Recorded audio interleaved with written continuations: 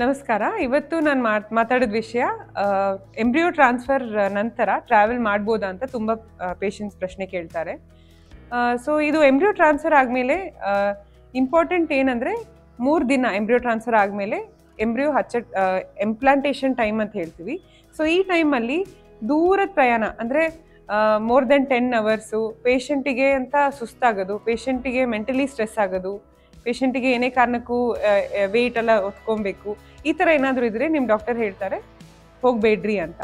But 2 ತಾಸು journey, ಒಳ್ಳೆ road ಇದೆ, ಟ್ರೈನಲ್ಲಿ ಇಲ್ಲಾಂದರೆ ಫ್ಲೈಟಲ್ಲಿ ಪೇಷಂಟಿಗೆ ಬ್ರೇಕ್ ಜರ್ನಿ ಆಗಿ ಮಧ್ಯದಲ್ಲಿ ರೆಸ್ಟ್ ಎಲ್ಲ ತೊಗೊಂಡು ಚೆನ್ನಾಗಿ ನೀರು ಕುಡಿತಾ ಅವ್ರಿಗೂ ಸ್ಟ್ರೆಸ್ ಇಲ್ಲದೆ ಟ್ರಾವೆಲ್ ಮಾಡೋಂಗಿದ್ರೆ ಮಾಡಬಹುದು.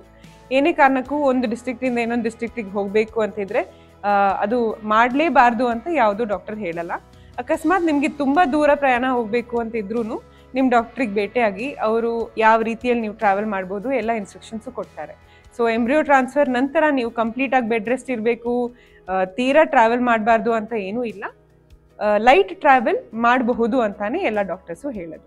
ಮತ್ತೆ ಲೈಟ್ ಟ್ರಾವೆಲ್ ಮಾಡಿದ್ರೆ ಎಂಬ್ರಿಯೋ ಏನಾದರೂ ಹೊರಗಡೆ ಬರುತ್ತಾ? ಆ ಥರ ಏನಿಲ್ಲ. ಎಂಬ್ರಿಯೋ ಅಂತ ಇರೋದು ಸ್ವಲ್ಪನೇ ಸೆಲ್ಸ್ ಇರೋದು. ಒಂದು ಸ್ವಲ್ಪ ಟ್ರಾವೆಲ್ ಮಾಡಿದ್ರೆ ಅದು ತಕ್ಷಣ ಹೊರಗಡೆ ಬರೋದಾಗಲಿ ಆ ಥರ ಏನೂ ಆಗಲ್ಲ.